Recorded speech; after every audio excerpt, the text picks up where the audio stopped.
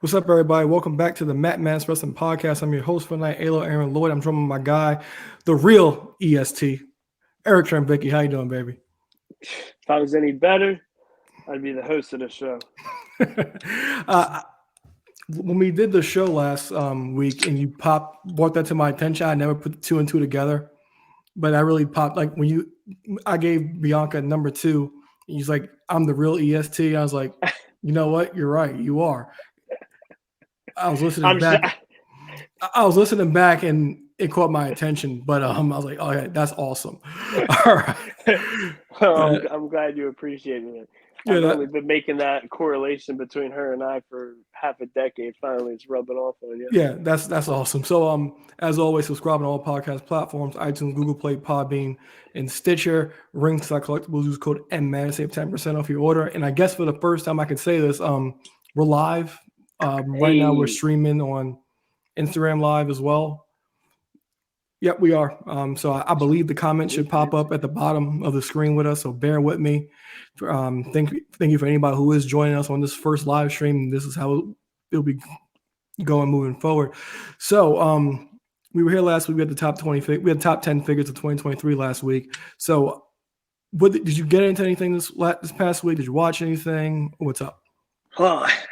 If you listen to our top figures of 2023 show, I'm still struggling with the move. I haven't really set up internet. For some reason, Dynamite didn't record to my YouTube TV at least properly, unless like the second airing of it recorded. Because tonight I tried streaming it to my TV, figuring I would stream off my phone.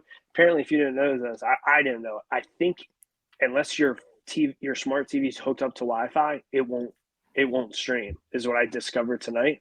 But I did also notice I had last week's episode on my YouTube TV. Because of the hour we're recording, I did watch maybe the first half of this week's Dynamite. I watched the first like 20 minutes of Raw. So I'm a little behind on overall of the content. I have been catching up on a lot of podcasting. But outside of that, really haven't watched much. Yeah, I haven't watched much either. There was one thing I meant to bring up last week when we were here. I did watch the This Is Awesome about wrestling figures on Peacock. Oh, I still need to check that out. Yeah, it was good. A lot of people in the Facebook groups were saying that it was better than the episode of Toys That Made Us. I will say I think they covered a little bit more. I think that was their goal, from at least from what I heard. Just judging by what they did, I'm sure if they put that out recently, I mean, a lot of that was new content. They're probably like, okay, well, we got this to go against on Netflix. Let's beat it. Yeah, because I thought it was really good. Now, the thing about the Toys That Made Us episode was I know they went over ECW figures in that episode. This one didn't really hit on it, but I thought it was actually a really good episode. And sometimes I do find it's kind of cringeworthy that some of these guys they give these guys figures and you kind of think they're not in the figures, but I thought the ones that they actually had on the show were actually really good because, like, we already know Dom is somewhat in the figures. We know Ricochet, same, we know Samantha's a mark, so she's into that stuff, and they even show like pictures of her, so she's not capping about it. But it was a really good episode. I really did enjoy it. Samantha Irwin as a kid with figs. Yeah, like I believe they show her room like with like the wrestling buddies on the bed. Nice. I believe, I'm almost positive, but I did enjoy it. It was a good episode. But that's the only thing I really watched. I did want to catch Iron Claw. I have not had the time to watch it. I've heard good things about it. Same. We've been trying to figure that out. I gotta catch that. Hopefully, by the next episode, I'll have some insight on it. Yeah, so hopefully I'll have that by the next episode as well. So last week when we were recording, we did well, you didn't have internet, so you missed a spoiler that I did end up spoiling for you. So last week we had The Rock return while we were recording on Monday Night Raw Monday Night Raw day one-ish. We had him return and supposedly calls out Roman. Great return. Yeah, great return. And calls out the head of the table, Roman Reigns. And WrestleMania is in our backyard, as we keep talking about for the past year. And with The Rock returning, let me rewind. Earlier in the football season, Rock appeared on Pat McAfee and said it was going to happen. And ever since then, we kind of been speculating, like, okay, when is it going to happen, if it ever is going to happen. So now the speculation is that, according to the rumors, that it's going to happen at the Elimination Chamber. Now, the Elimination Chamber is not just some throwaway pay-per-view this year. It's in a big market in Australia. It's a big payday. It's one of the big stadiums that's going to be the arenas that it's going to be in. So you could also argue the last year there hasn't been a throwaway pay-per-view. Oh, there hasn't. When I was going through all the pay-per-views for the show tonight, this is the 2023 Matty Awards, by the way, guys. I was going through the shows. The worst show I thought was Crown Jewel, the Roman Reigns versus LA Knight pay-per-view, and that was still pretty decent. And I've talked about this before, the way Triple H does these cards, these matches, they have like 5 or 6 matches, so none of them are pretty much throwaway. They all have somewhat of a meaning to it. So Elimination Chamber is going to be made to be bigger than what it actually ever has been. So do you think it happens at Elimination Chamber, or do you think that they're going to do what's best for business and have Rock versus Cody at WrestleMania? You of all people would hit it with the Paul Levesque best for business bar. I am going. What do I think? Honestly, I don't know. I don't know what I think. I don't know what's best for business. All right, never mind. If you want to go off money and I guess just drawing people and eyes, yeah. The Rock versus Roman makes the most sense at Mania because, and I'll cut to the chase on it. It makes the most sense because it's gonna get the most casual viewers. Like I know because those clips that are going viral, I got coworkers of mine that their bachelor party, they went to a bachelor party last year and they dressed up as Hulk Hogan, but they haven't watched wrestling in 20 years. Like the whole bachelor party dressed up as NWO. He hasn't. He dressed up as Hogan. He hasn't been to watched anything wrestling related in 20 years. My brother is like, oh, if Rock's wrestling, we're getting tickets. I'm like, I already got tickets, bro. Relax. But like, that's what it's doing. It's gonna do that. The catch-22, I guess, in my heart is whether Rocky's in the main event or Rocky's in a match or not. This is still going to be a record-breaking WrestleMania. There's still that story we're all clamoring for. And I love the idea of a B/C+ level show, like an Elimination Chamber, which is, you could argue Elimination Chamber last year, Sammy versus Roman was probably the biggest Elimination Chamber ever. So we're going to outdo it this year. I mean, I think that makes a little more sense. In a lot of ways, put over one of those lower shows again. Rock could be involved. Maybe he could be a special guest referee, something. The theories that are going around are crazy. There's a new theory every day on how this can go. What I think is going to happen, I'm gonna speak with my heart, and I'm just gonna say, yeah, we're gonna go. It's January. We're 2 weeks away from the Rumble, and we're already teasing Mania. Nah, Rock versus Roman at Elimination Chamber makes the most sense. Yeah, I agree. It's funny because one of my first sayings on this show was 2000 all over again. But it's looking like 2013 all over again. You got Rock back, you got Punk back. We'll only miss a Cena at this point.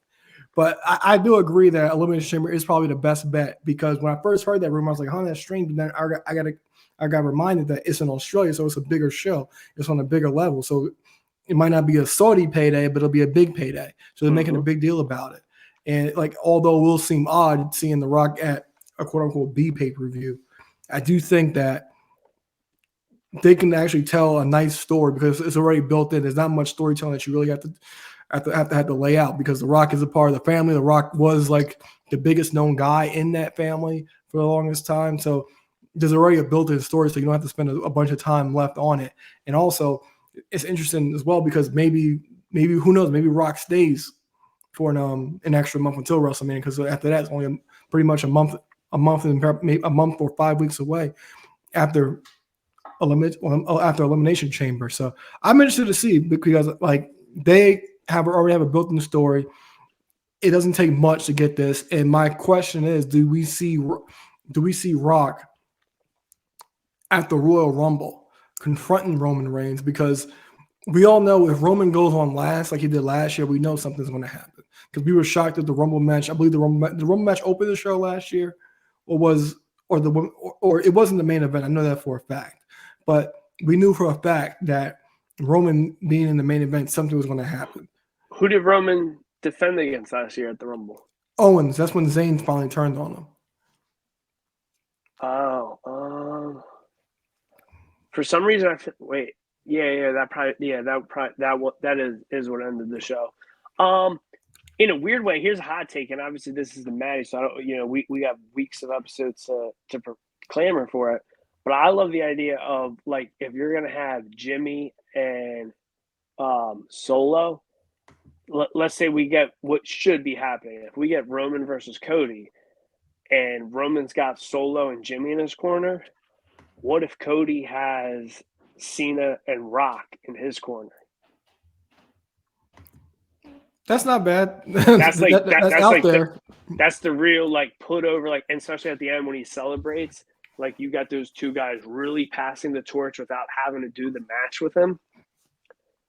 Because here's the thing, like if it's not, I'd like to be wrong because I do like The Rock. I hate the notion that he's not good in the ring, but like, yeah, could we get him at Chamber? Could we get him at Mania? Get 2 matches out of him?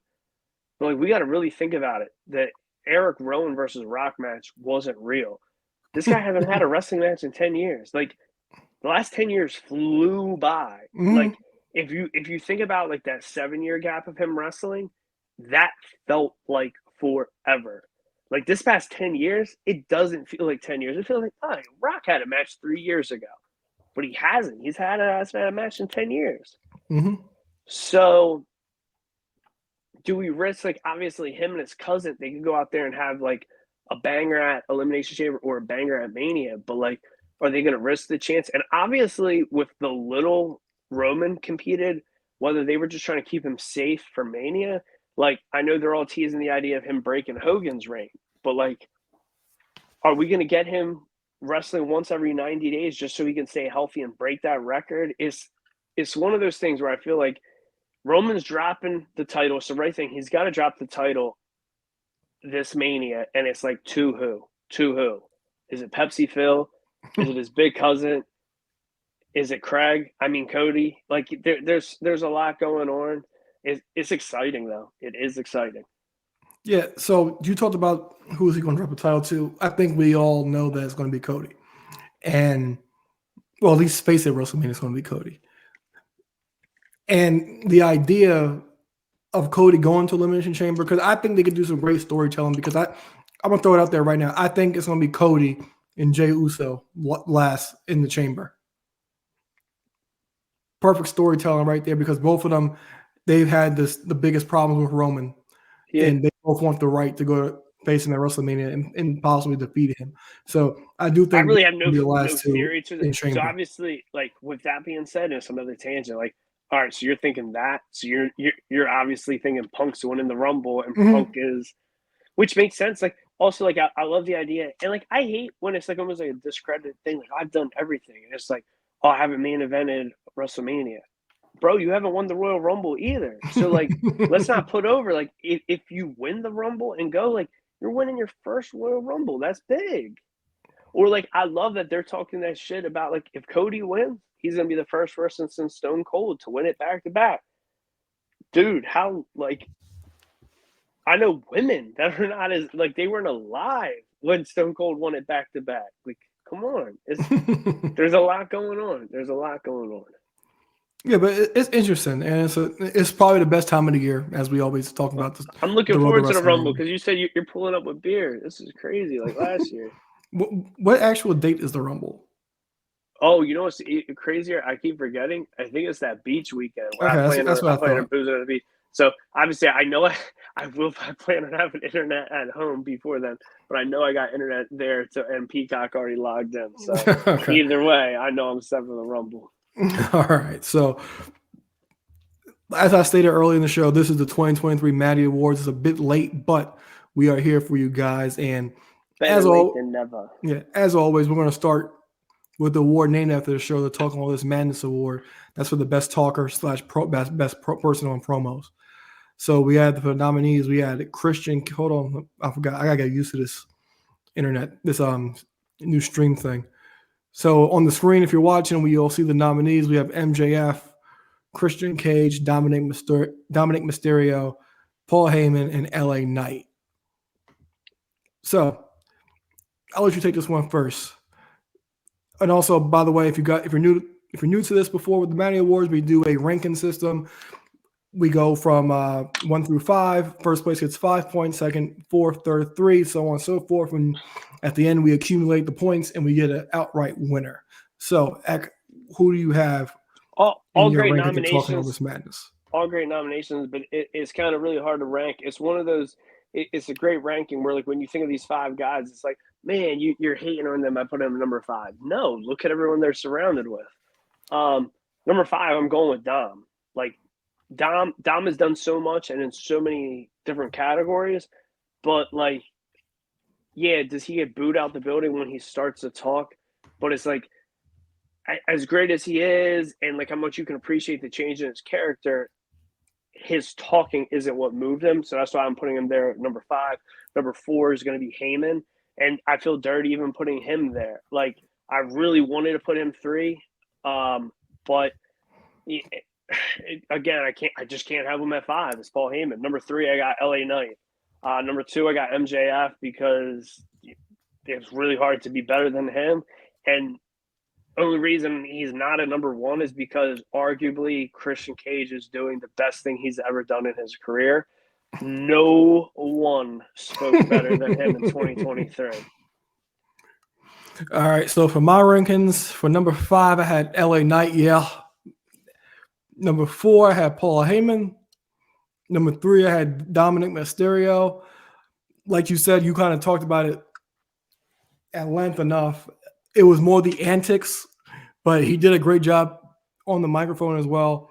Number 2, I have MJF, and it's going to be unanimous for first place. It's going to be Christian Cage. Yo, I know it's not 2023, but I saw the promo that he did on Dynamite. I think it was Dynamite or Collision last week when he came up with the whole family or whatever, and he started thanking everybody, and Kill Switch is like sitting there waiting to be thanked, and then Christian just takes it away and says, "Me, I like to thank me." You know, I thought it was great. By the way, Nick Wayne's mom just doesn't need to talk. I can't believe they gave her promo time. That was god awful. But Christian, he saves the whole thing. Christian Cage has been unbelievable. Who would have thought somebody talking about fathers Dead fathers. would have this much legs and still be this relevant that long? And it works for seemingly everybody. But also, like, he got over because of, like, not only want to say just because of that, but it is a big part of his character. But, like, there's so many more layers than just crapping on non-existent fathers. So you just gotta love him.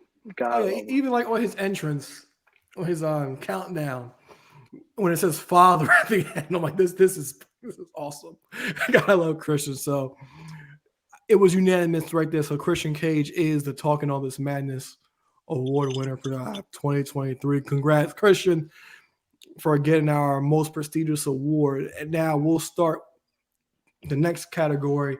We're gonna go with Show of the Year. All right, so we got WrestleMania, All In, Survivor Series, Revolution, and Money in the Bank. So I'll take this one first. All right, I had number 5. I had All In. Number 4, I had Money in the Bank. Number 3, I had Revolution. Number 2, I had Survivor Series. And number 1, I had WrestleMania. Okay. As I dive into my list, I'm just going to say, and I think it's going to be somewhat of a theme with my answers, like, it's really hard for, like, that 5 to 3 spot, but when you get to the 2 and the 1, you know where the meat and potatoes are. I'm going number 5. I'm going Money in the Bank.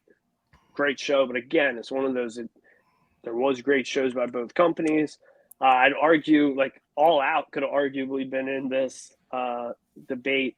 Number 4, I have Revolution. Number 3, I have All In. Number 2 was Survivor Series.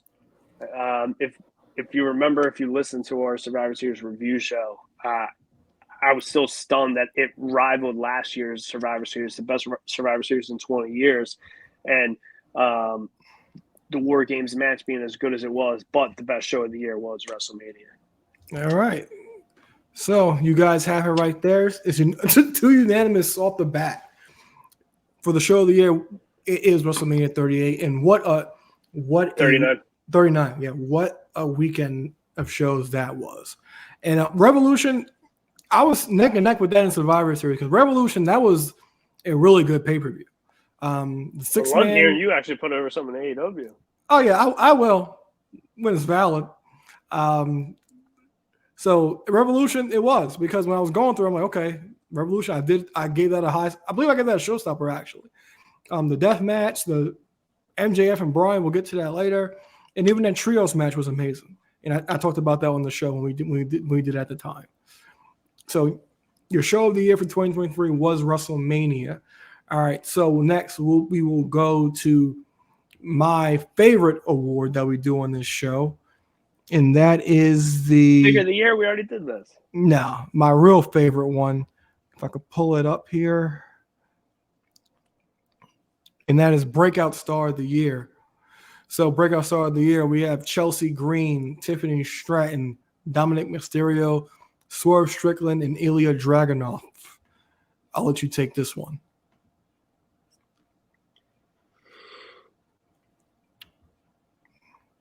One second. Can you pull that back up real quick? Just because just for my notes, at least, just so I make sure my score is tallying up right. All right, I'm ready. Now, again, I mean, I'd almost argue we could go back and listen to the past 8 years of this show. I think this list of 5 trumps every other year. We say that a lot because like it's hard, and like you say, being last isn't a bad thing on a lot of these lists. They're just not. I know this is only our 3rd category, but I got time for my number 2. I can go on and on about my number 2. I don't even like having my number 2 not number 1. All right, so let me just get into it. Number 5 is Ilya Dragunov. The only reason I got to put him at number 5 because I feel like he been broke out. Like his match with Gunther when Gunther was Walter was what, 2 years ago? So like we kind of should have known who he was to some extent. Plus, I just never really like. What was he breaking out? Like we know he's great in the ring, and I know he's making a little bit more like Like when I think of breakout, I'm not just thinking because you got good in the ring. Like your character's got to be moving me, and like his character hasn't moved me. So he's firmly number 5. I think that should be unanimous, and we'll see that when we get to your list. Number 4 is Chelsea Green, but again, I'm not trying to knock her by putting her number 4 when I just discredited Ilya. Chelsea Green has made leaps and bounds of movement since returning to WWE. I'll argue her and Piper Niven, if they're not number 1, they are not. Not that it's a great lineage of champions. They're the 2nd greatest women's tag team champions of all time, right behind the Boston Hug Collection, leaps and bounds ahead of the Iconics. Number 3, I got to give it to Swerve Strickland, and it's not easy to put him as low as number 3 because he's a fucking star. And it is something that is not talked about enough. That guy used to be skin and bones, and he put on mass. Nobody is talking about the muscle this guy put on. Like, I remember watching him in 2300 Arena and being like, this is before he was in NXT. I was like, I know there's hype about this guy, but like he just wrestles. Like, what's his thing? Guy is a absolute bona fide star. He is a future world champion. Like, I despise the term when we say, like, when we say it, or any other podcaster, any radio host calls somebody a future world champion, that motherfucker is a future world champion. Number 2, if I so politely can get off the topic of Swerve, is Tiffany Stratton. And my biggest thing, or like whenever anyone like says something about, wow, she did so good in this match, she did so good with this, she did so good with that. Did you watch the multi-woman NXT ladder match? I believe it was the one. NXT WrestleMania Who weekend. won it? Indy won that one, right? Yeah, Indy won. So this is peak of me not watching the NXT product. I knew very little of who she was. I'll say one thing. I don't know if it was 4 women, 5 women, or 7 women, but every woman in that match showed their ass. And I ain't talking wedgies. I'm talking all of them performed. I ain't talking wedgies. Tiffany showed off. You would have thought Tiffany has been wrestling 5-something years. Like, the bump she was taking on ladders, the moves she was doing, aerial moves. Like, I was like, okay, this girl's a freaking star. But we're looking here. I don't know if this is 12, 18 months later, and people are finally now throwing her flowers. Like, I'm like, yo, we should have been starting a line the next day. Like, I don't care that she didn't win that match. Everyone should have been a huge fan of her right after. So again, not easy to put her number 2. Again, that ladder match, like when anyone gets hype about anything she's done since that ladder match, I'm like, wait, did we not see this? Like, I wasn't even watching the product. I saw that match and I'm like, who the hell is this? Give me more. Sign me up. I want seconds. Give me the leftovers. She's awesome. Number 1 has got to be Dominic Mysterio. I know this has been like a little over a year build of him, being a heel, but he had that amazing entrance against his dad at WrestleMania. Everything he's done with Judgment Day, the way he changed himself from like this baby face that nobody thought would be able to get over or do anything or like get out of his dad's shadow. It's easy when you watch him now to like not think he has anything to do with his dad. He is a absolute star. Arguably top 3 greatest NXT North American champions. Like, he also made that championship. I know it was on the main roster, so it's a little bit of a cheat on this answer, but like in 2023, the NXT North American Championship was more important than the NXT Championship. My opinion, as a belt mark. All right. So for me, and as we talked about before we started this topic, always the hardest one for me because you can't go wrong with anybody you pick. So number 5, I did go with Ilya Dragunov, and the reason I put him on this list is because even though he was in the UK, he had that match with Walter at the time. He didn't transition with me at least, because he was in NXT UK, and then I never really got the whole thing. But I do know when it was time to put your dancing shoes on, he was money.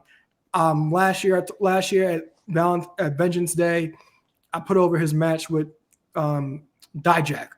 I thought that match was awesome. The trilogy with Carmelo, we'll get to that a little later. Awesome. Every match this guy has is awesome in his money. But I thought he finally transitioned over to the States in a really nice way. That's why I actually put him on this list. Number 4, I had Tiffany Stratton. Now, I was on the bandwagon, as you know, because I still watched NXT. I still kept up with it. So I was on the bandwagon all year and from day one. So with her, I thought she had a good run. I wish she got a longer run on top. That's the reason she's a little bit so low for me. But I thought she did a great job in 2023. And I'm looking forward to see where she goes from here. But huge fan of Tiffany Stratton over here. Number 3, I went with Dom.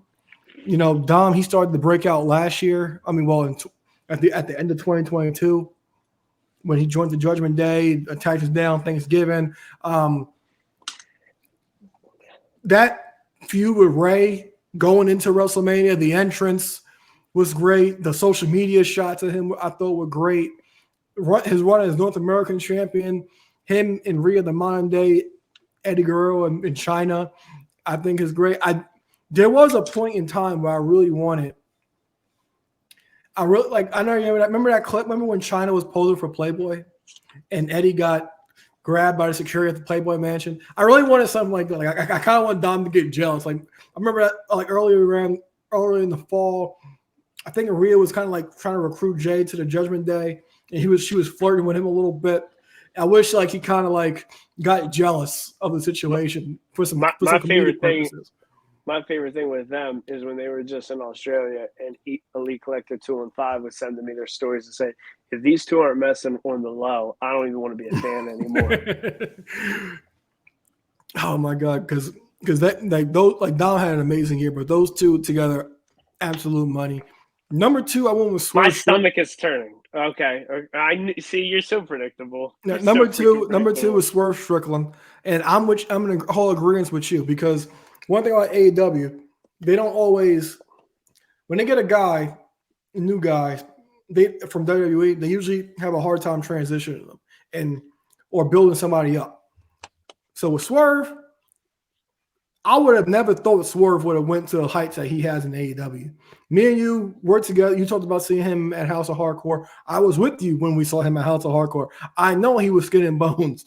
I know in WWE he had a mediocre run, even though he was North American champion during the pandemic. But I was like, that ain't the Swerve that I know.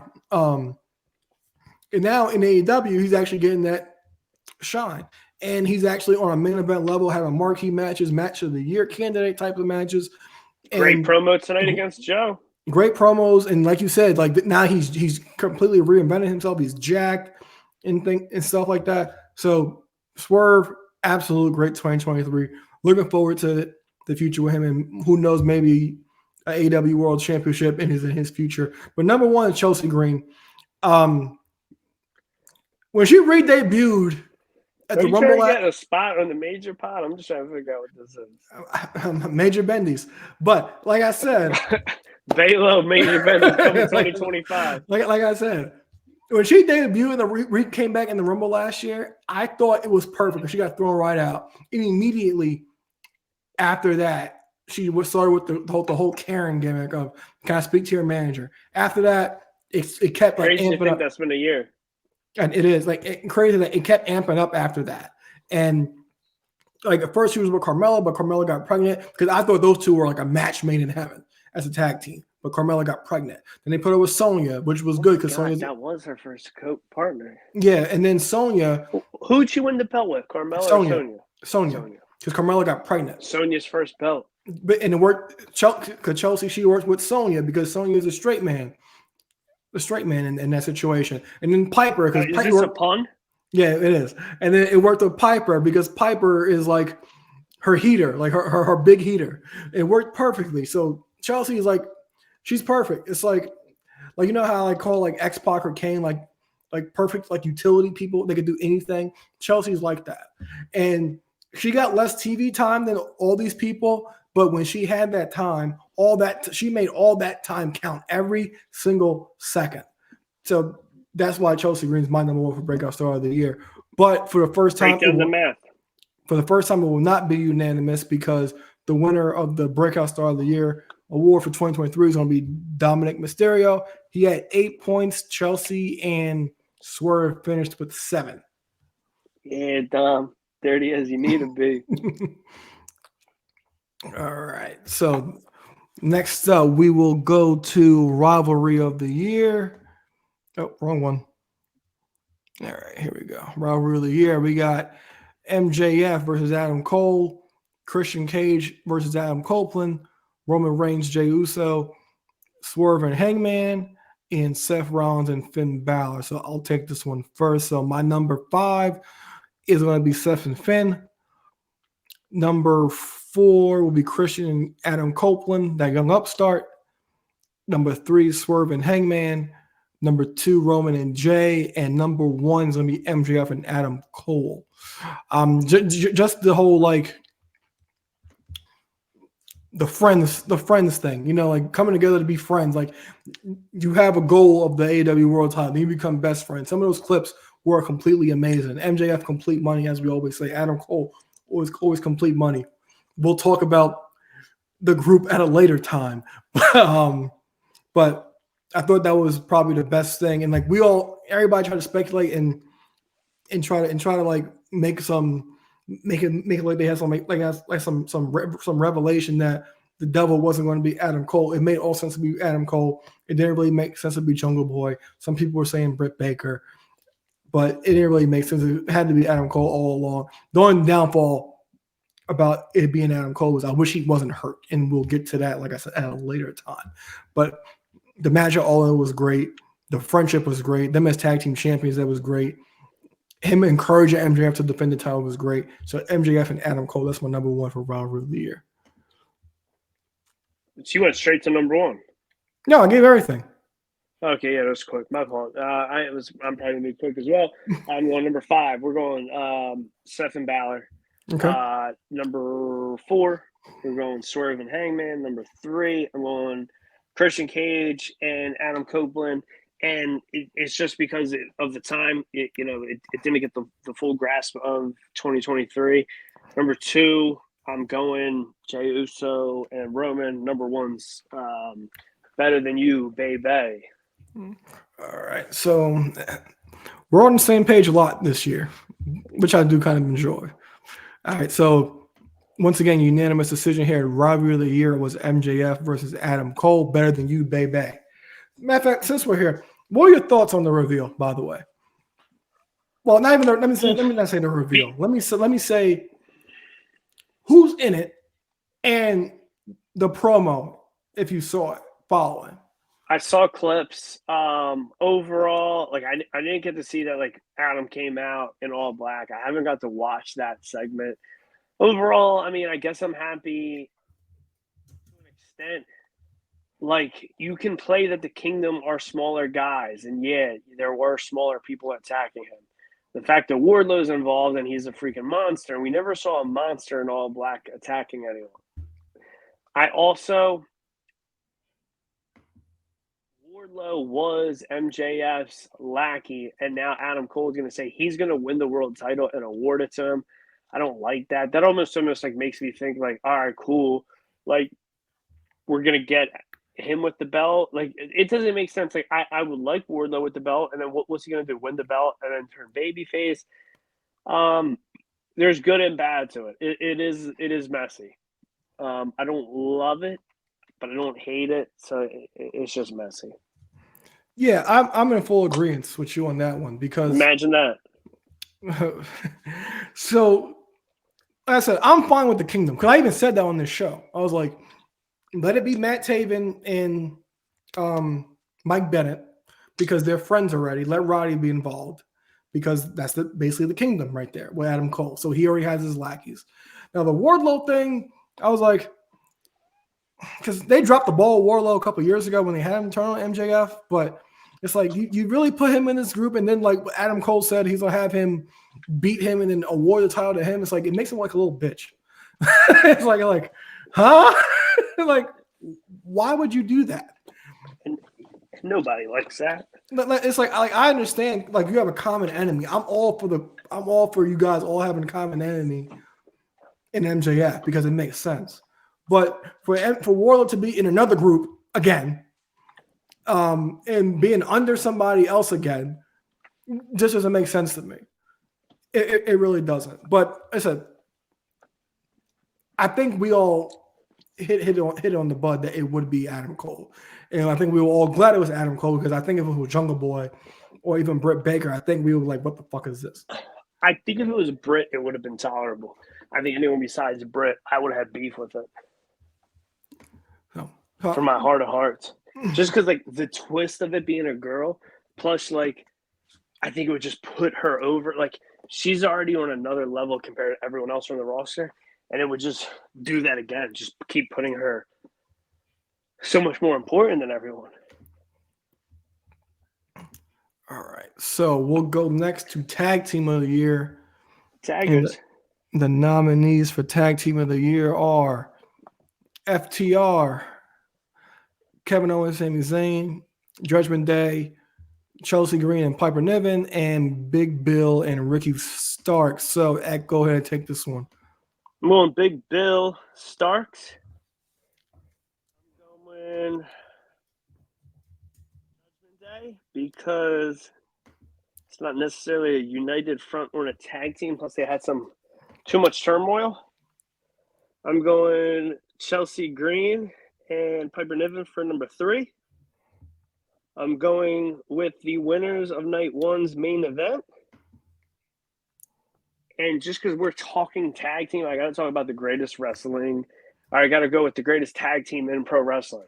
They were AEW World Tag Team Champions for a good point of this year.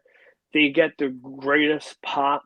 And come on, let's be freaking real for a second. The 4 other options aren't tag teams. They're 2 wrestlers put together.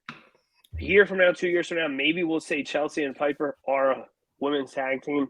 But come on. We're talking tag teams. FTR is the number 1 tag team this year. I can't recall what last year's winner was. It should have been them. I can't recall. Was it the Usos? It was the Usos. It should be FTR every year. All right. Should always be FTR.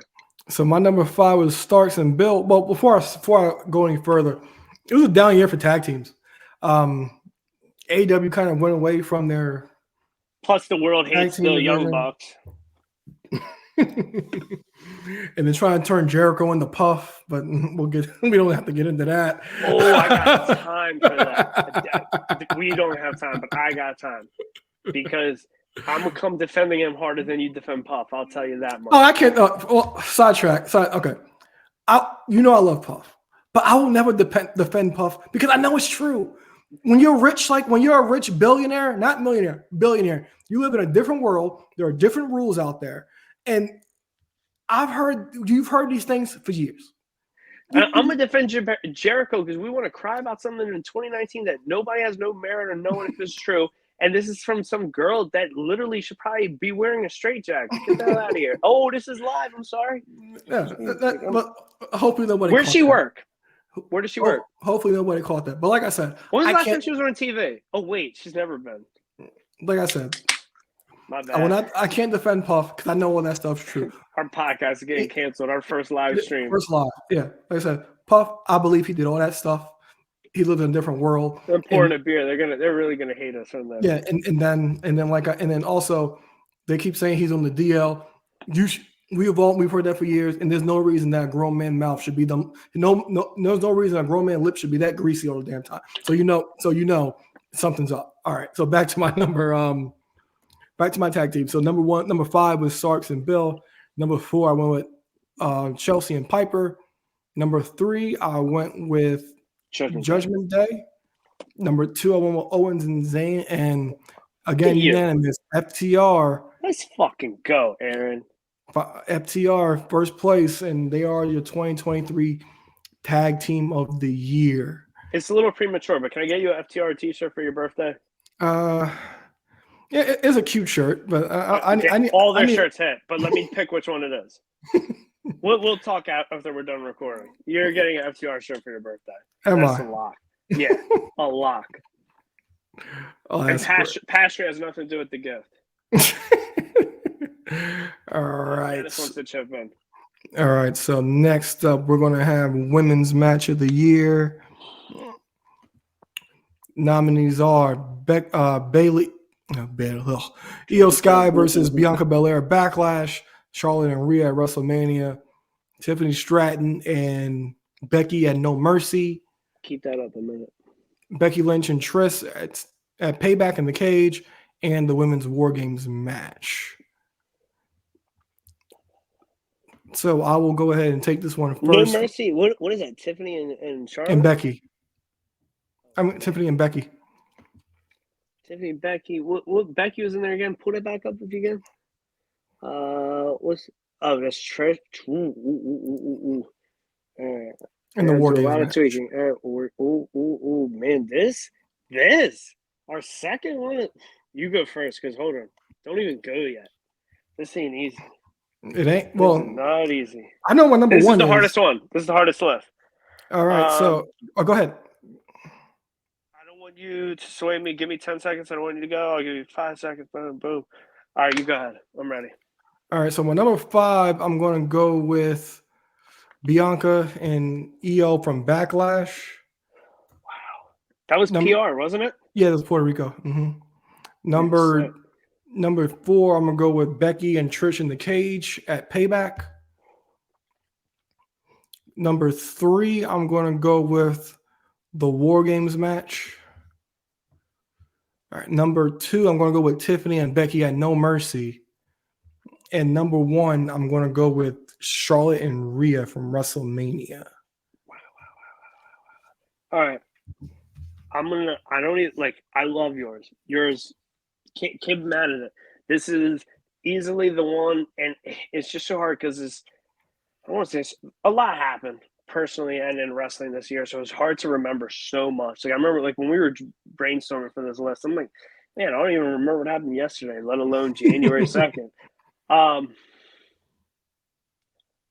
I hate what I have at number 5, but I'm not even going to improvise. I'm just going to go with what I wrote down.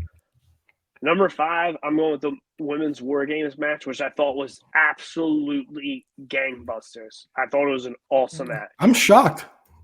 I thought it was awesome. Number 4, I'm going the cage match, Trish and Becky. Now, again, it could be one of those things like it was teased. Like, we could have got this a couple other times. There was other stuff going on, but they delivered. But it was one of those things where, like, the feud didn't deliver the whole way through, so I had to put it kind of this low. And we all know, whether I'm 8 years old or whether I'm knocking on 33, Trish Stratus still holds the key to my heart. So number 3, I'm going with Tiffany and Becky. All right. Number 2, we agree, WrestleMania, the rematch, Charlotte versus Rhea. Number 1, I'm going Io Sky versus Bianca Belair, because now, again, this has a lot to do with the crowd. I'm shocked we're getting to the 6th one, and this is where it's coming up. We're going to talk about it again. Oh, wait. Yeah, we're going to talk about it again. The crowd put this match over.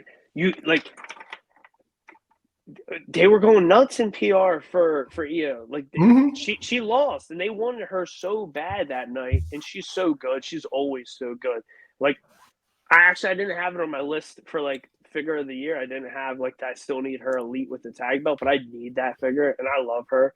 So Io Sky versus Bianca Belair is the women's match of the year in my eyes. All right. So for a whole breakdown, Charlotte and Rhea is the women's match of the year. That had a total of 9 points. Finishing second was Tiffany and Becky at No Mercy with 7. Bianca and Io had 6. The women's War Games had 4, and Becky and Trish had 4 as well. So Charlotte and Rhea is the match of the year for the women in 2023. All right. We have 3 topics, 3 awards left. Where you want to go? You want to go women's Star of the Year, Match of the Year, or Superstar of the Year? Do we not have a Show of the Year? We did that. We did it. I thought we did. Show, yeah. Actually, what show was in PR? Elimination Chamber. No, Backlash was in PR. Damn, that didn't make top 5. That's disgusting. With Bad Bunny didn't do nothing for you. All right, let's go men's, women, or no, ladies first. Women, men's match. All right, cool. So Women's Star of the Year nominees are Bianca Belair, Rhea Ripley, Becky Lynch, Io Sky, and Timeless Toni Storm. I'll let you take this one.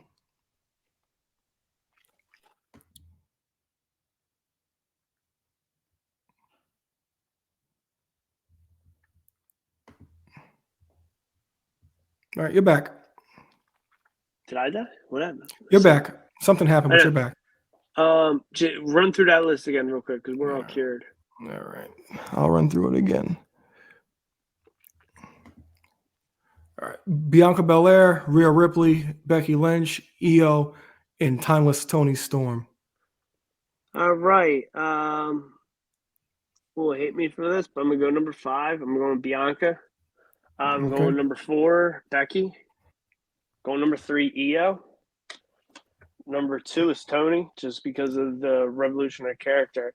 And despite how many times she's defended her brand new title, she's all over the show. She's important. People are obsessing about her. And she's getting casual viewers, whether people know it or not.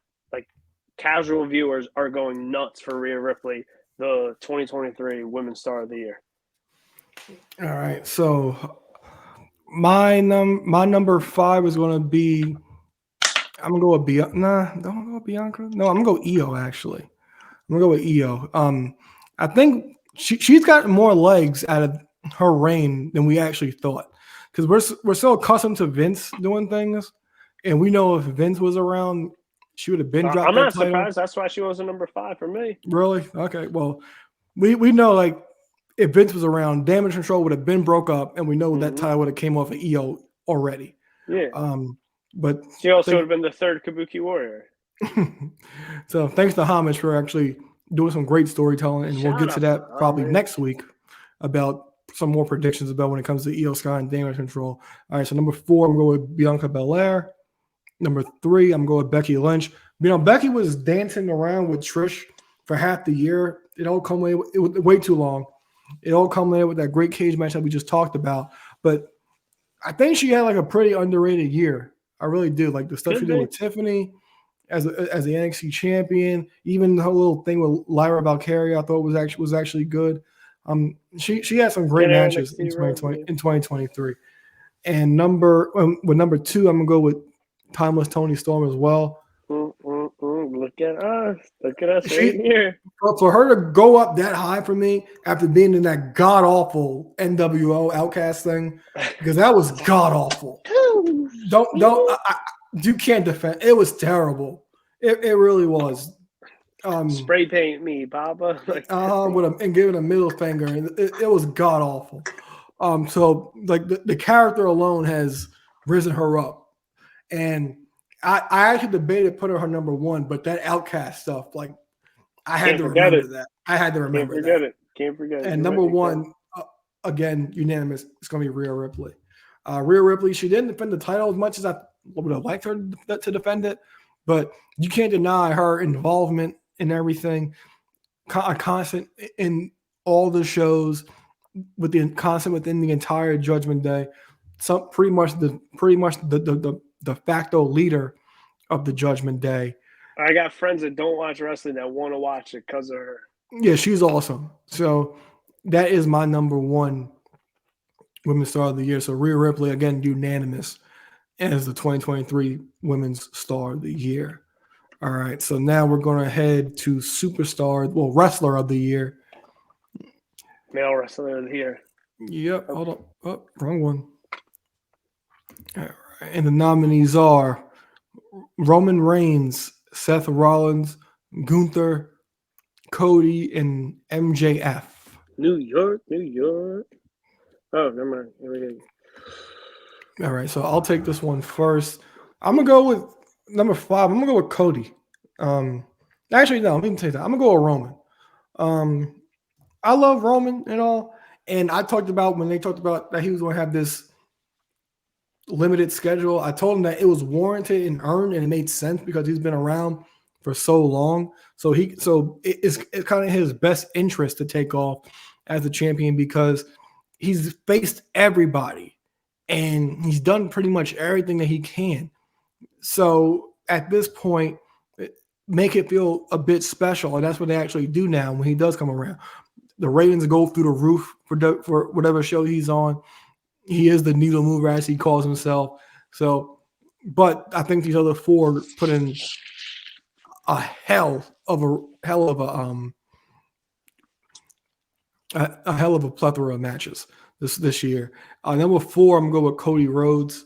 You know, Cody, he was tangling with Brock throughout the year. He's been kind of on that holdover until it was time for him to finish the story. A lot of like stopgap feuds, but we all know that finishing the story is the ultimate thing for him. Number 3, I'm going with Gunther. Completely, Gunther is incredible. Every time he defended IC title, me and you came on the show the next week, and we talked about how we were sucked in, how we wanted who he was facing to win the title and thought they will win the title. Whether it was McIntyre, Sheamus, Chad Gable, who else did he recently face? Champ, The Miz. You came on this. You came on this show and championed The Miz. I'll jump out my window right You came now. on and said The Miz is great. I will jump out my window right now, even thinking about it. I don't even have a Miz Elite, bro. I'm about to go be a Miz Completist. That match was crazy. Yeah, you like legit did that, and it was incredible. But Gunther, the ability to suck you into his match and draw you in is incredible. So he's my number 3. Disgusting. Number 2, I'm going to go with Seth Rollins. I think Seth Rollins had an amazing year as well, winning the World Heavyweight Championship. Crazy. You're about to be Jacksonville Bandit? Is you fucking kidding me? The matches that he had were great. The storylines he had was great. The fashion the fashion was great. A lot of fun. Are you drinking? Water. It's a lot of fun. Like there's nothing better. Like he's not a heel, but he's not a heel anymore. But in wrestling, like high fashion works. So that's what he does. So that's what I'm saying. I would never wear none of those things, but everything works when it comes to Rollins. But Seth Rollins, great year, great matches, great stories throughout the entire year. And number 1, MJF. MJF has been amazing this entire year, carrying the company, being the champion, whatever and stuff. Had the matches with Kenny, had the match with Bryan. We'll get to in a second. The 4-pillar 4-way that we had to cut off the list was great. The mic work, the ability to carry stories by himself, just an incredible performer. And MJF, he's going to be my wrestler of the year. Man. All right. So when we get to match of the year, you're going first again because I love this. Okay. What I did is, as you were listening, I just refreshed my list, wrote them down. And I was like, this list is so far off. And it seemed like we were driving together there for a minute. Then you crashed your car. So I'm going with number 5. I'm going with Roman Reigns. I'm going with the Tribal Chief. I'm acknowledging the guy that's held the title for 1,200 plus days. I'm acknowledging, the guy that was shoved down our throats. Pause. Roman Reigns, he's a star. I mean, any show, whether it was SmackDown or a random Friday night when I should be out at the bar boozing, it was must-see TV that I had to watch the next morning at work. If he's on a pay-per-view, you can't miss it. That's why he's touching our list. That's why he's number 5. I feel dirty doing this, but number 4, I'm putting my cousin Craig. Cody Rhodes is number 4. The only person, for what it's worth, the only person that wasn't a champion in this list. Everyone else is either a current champion or has held a title, if not more than one title throughout the year. Never mind. Cody has held a title throughout the year. He was an undisputed tag team champion. But Cody is must see. Cody's excitement. Cody is who we want to see finish the story. Cody is who we want to see undisputed world champion in less than 12 weeks. So yeah, and it wasn't easy to put him as low as number 4. He's my guy. Number 3, let's shock the system. I'm going Max. I'm going with world champion. Number 3, but bear with me because this isn't easy, and I'm speaking like truth from the heart. The AEW product excites me more. I love him as a babyface. Like I'm hook, line, and sinker. But when I get a number 2 and number 1, maybe it's just Hunter does it better. Because what Gunther is doing as the Intercontinental Champion, that's why he is edging out MJF, who is was the longest reigning AEW World Champion. He defended it not a lot, but like those random times he would defend it, or he defended on Dynamite or Collision against Kenny when he didn't even come out with the belt. The writing was on the wall. Gunther's number 2. He's ahead of MJF. He's ahead of the world champion because it didn't matter if he was defending it against Shorty G, who's the size of his right thigh. Somehow he convinced the crowd that he could lose in any given match. Tommaso Ciampa had his greatest main roster match by a landslide was against this man.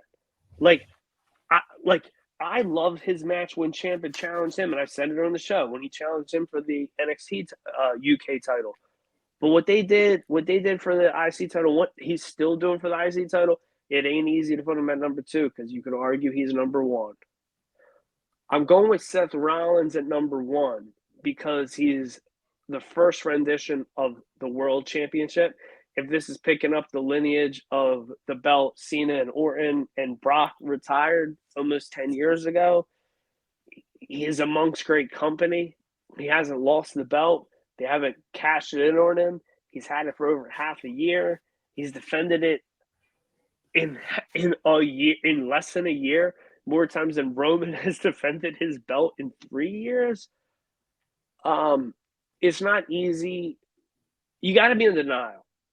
Like, I love CM Punk, and he's arguably in my Mount Rushmore. But if somebody asks me who my favorite wrestlers, I'm rotating my favorite 3 wrestlers in there. I go on this tangent to say Seth Rollins, amongst every wrestling company, is the greatest wrestler that's active. He's the greatest wrestler actively doing it. He's our generation's Shawn Michaels. And if you don't feel it, when that guy, when he's in the ring, the excitement's there. Like, he's too good. He's the wrestler of this year, and I make the joke about FTR. Like, yeah, they're the greatest tag team every year. Seth Rollins is the greatest wrestler every year. All right, so with that being said, I'm shocked. You really did shock the system here. So your wrestler of the year will be Seth Rollins. He had 9 points. MJF finished in second with 8. Gunther had 7. Cody 4, and Roman with 2.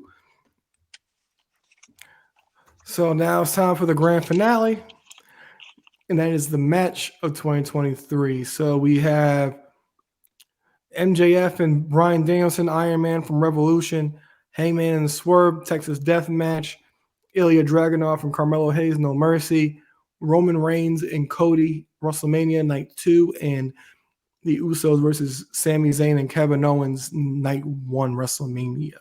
So go ahead. This is all you. You don't want to go first? All right. All right, I will go number 5, and it's all due respect to them. It was a great match. Again, this is not easy to put anyone in the number 5 spot, but I'm going Carmelo Hayes and Ilya. They're gonna have the number 5. Again, I don't know if it's NXT. I don't know if it's just maybe it's just the product doesn't resonate with me. Like it, and I don't know. Your list could be completely different, but I know the AEW product doesn't completely resonate with you. I do love Carmelo Hayes, but it's one of those things Ilya doesn't. I don't know. I'm just putting Ilya and Melo at number 5. Number 4, and again, not easy to put anyone in any spot here. Number 4, I'm going with the WrestleMania Tag Team Championship match. Okay. Wait. I take it back. Okay. I take it back, and this is going to be the worst take back of all time. I'm going Cody and Roman. The match is great. The match is great. The match is great. Maybe the beer is hitting. I'm going Cody and Roman. The result wasn't perfect. Yeah, let's finish the story. Let's drag it out another year. It was great. It was a fun match. I'm going number 3. I'm going. What is Swerve? Just the Fatal 4-Way should have been on the Memphis list. The Fatal 4-Way in AEW with the 4 pillars is the greatest Fatal 4-Way of all time. That's neither here nor there. It didn't even make it to the top 5. Number 3, I'm going Danielson and MJF, and that might be dirty. Number 2, I'm going Swerve. Number 2, I'm going the Texas Death Match. I'm going Hangman and Swerve. And number 1, which I almost put at number 4, is going to be the second time ever a tag team match was in the main event of WrestleMania, Night 1 of WrestleMania 39. We got a tag title change. We had Kevin Owens for a second time main eventing WrestleMania, him winning the title with his best friend, Sami Zayn, versus the Usos. The Usos, who's been in WWE 10 plus years, who used to, I could go on and on and on. Usos versus 2 real life best friends. You got twin brothers versus real life best friends. The main event of Night 1. That's the match of the year. That's crazy. How you go from 3 Was it 3 I'd or go 4 for to 1? 4 to four, 1. That's 4 to crazy. 1. That's wild. It really is. I'm a wild bull. That is crazy. All right, so sit I with can't me wait to for a put Ilya second. and Melo at your number 1 spot. Oh no, I wouldn't do that. My numbers is going to be all messed up. No, I would not do that. All right, so my number 5, I'm going with Melo and Ilya from No Mercy. Number 4, I went with Swerve and Hangman. 3, I went Owens and Zayn versus the Usos. Number 2, I went MJF and Danielson. And number 1, I went with Cody and Roman. Because Cody and Roman, like, the way I felt, like, just sitting there. We didn't watch either Mania together this year, did we? No, we didn't. Like, do you ever think that's why he didn't win? Who knows? But like me, just like I was so invested. Like the story was perfect. Like they had limited interaction. Adrenaline was in the soul. It really was. Out the lights come on, but like it was the match was written and told perfectly. They had limited interaction. Cody hasn't touched Roman in years, so he doesn't know what he's up against. He finally gets himself together. He gets all these crossroads, and you think he's going for the final blow. And out of nowhere, Solo Sikoa steals it. And it's like kick out. You think Cody's going to kick out because Roman's had like this long historic title reign. We know Cody just came back the year prior. He had the pec surgery. It was handwritten for him, literally. But they threw away the paper.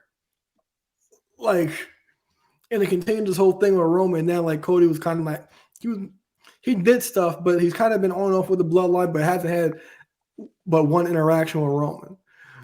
But the way that match made me feel, like I felt exhausted and I felt like hurt that Cody didn't win. So that's why that's my number 1 match. I'm not mad at it at all. I mean, believe me, I contemplated putting it at number 1. So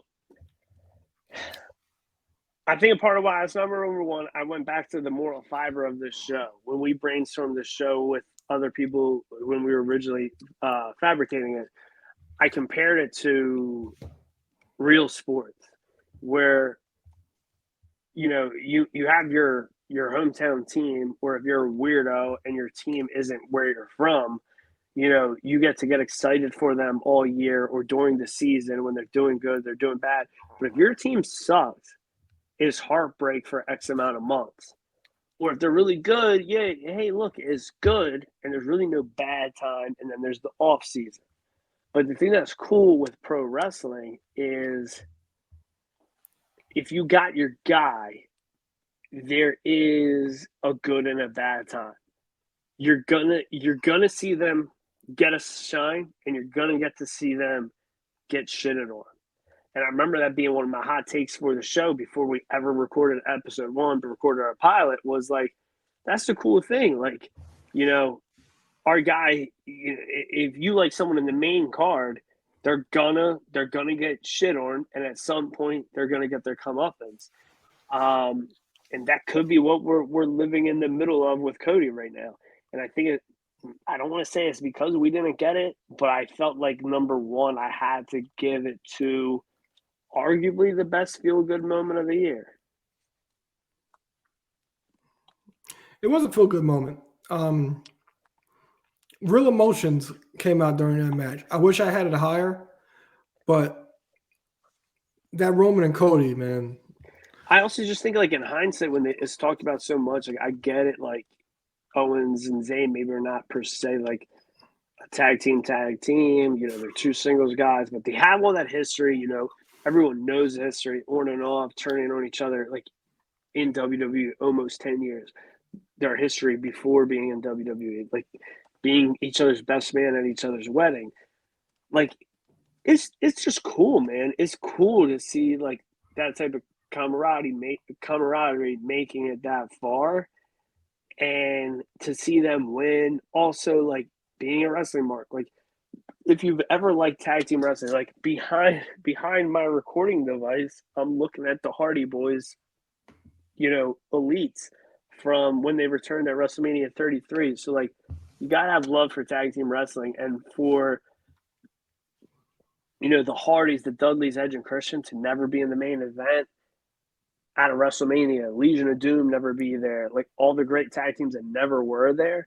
And we got to see these four guys do it, whether it is a 2-night show now, whether it's been a 2-night show for the past 4 years.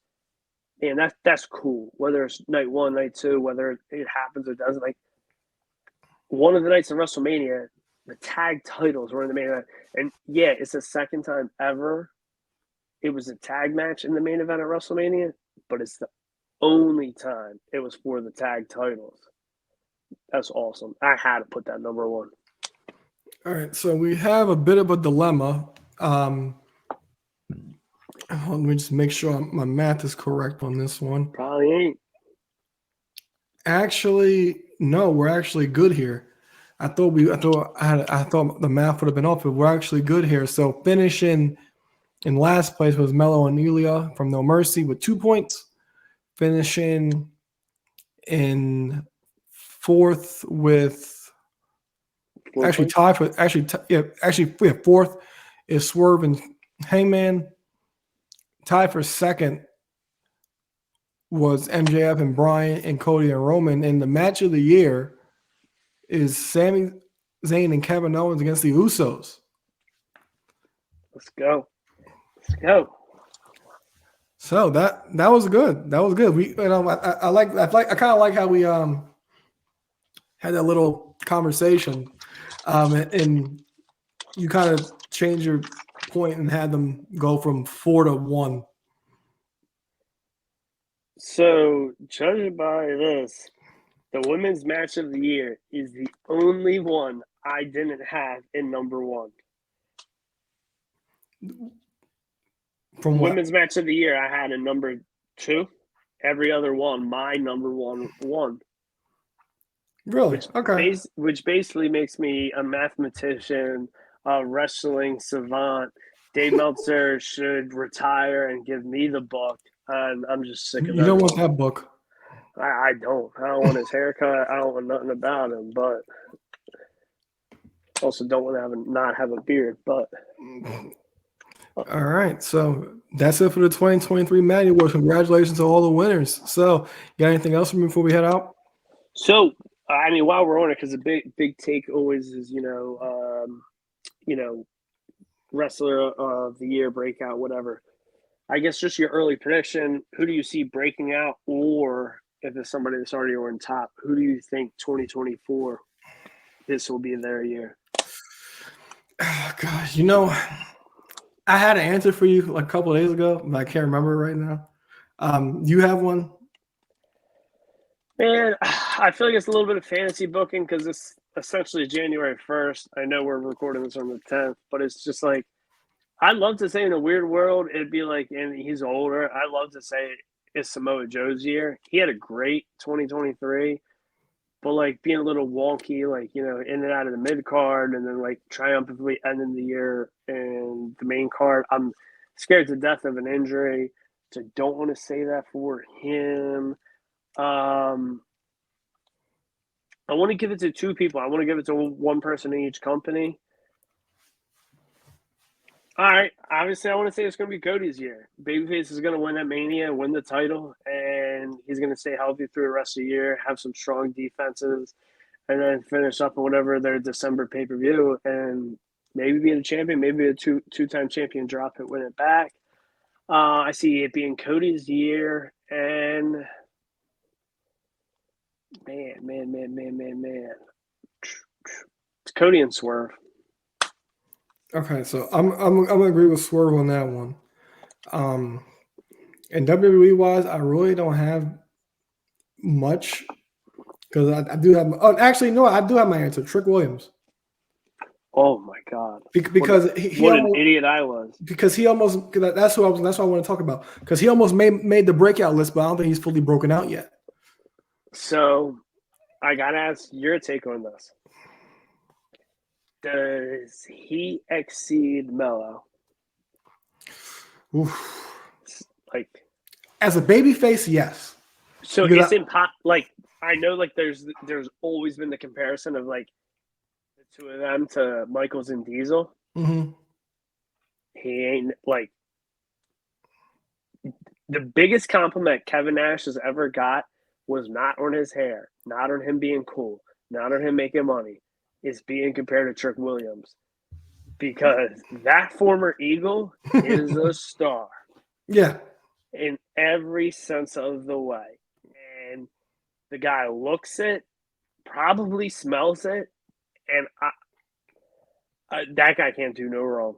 Yeah. Can't do no wrong. Yeah, because that was my answer, because I was on in my when I took my notes for the show last week. I was thinking, I was like, who can I put who I think is going to break out and have a big year next year? It's like Trick Williams, because I wanted to put him on the list, but I was like, I don't think he's fully broken out yet, because he hasn't had his blow off with Melo yet, and we haven't gotten where that's actually going to go. So I think this year, I think we'll have a lot to say more about Trick Williams. But that was going to be my answer.